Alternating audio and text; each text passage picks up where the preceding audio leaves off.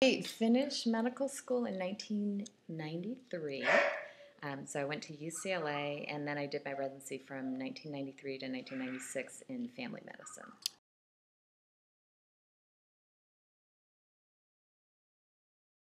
I guess about 20%.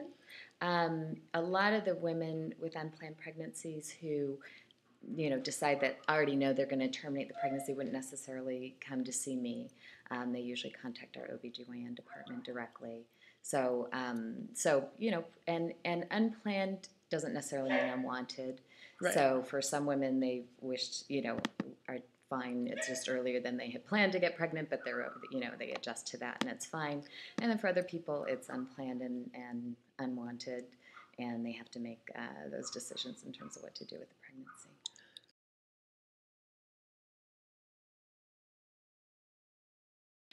Well, first I would just have her talk to me and let me know where she's at in terms of, her thoughts up to this point, because most of the time people have a fair idea of what their options are. I would present her with the options of obviously continuing the pregnancy, and then if you continue the pregnancy, you can keep the baby or get the baby up for adoption, or the option of terminating the pregnancy. If you're early enough in the pregnancy, there's the option of medical termination, which involves taking medication. And then if it's a little later, then the only option is a surgical termination.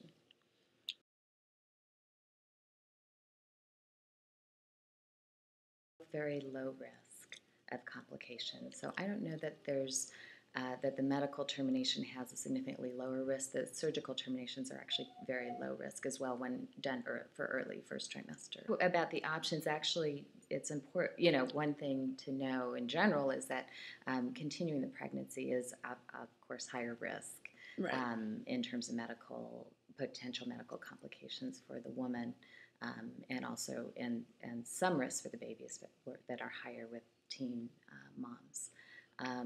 But so that's the highest risk, right, in terms of health issues.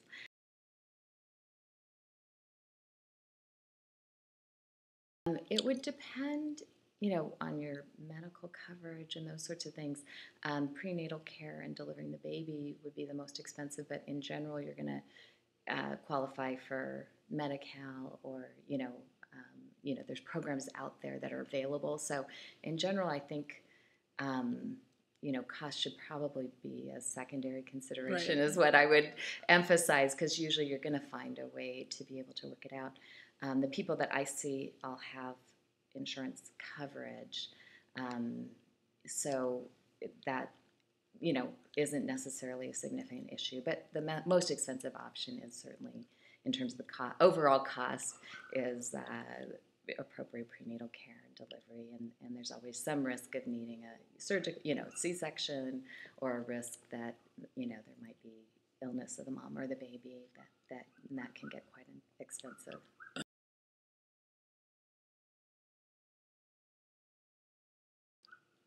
Well, I think the other thing that I say in terms of counseling the pregnant woman, we always offer other counseling, more in-depth counseling.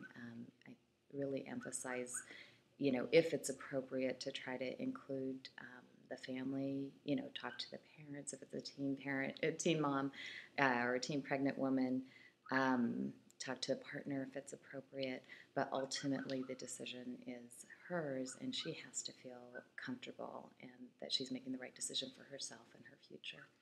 Okay. And that's the most important thing.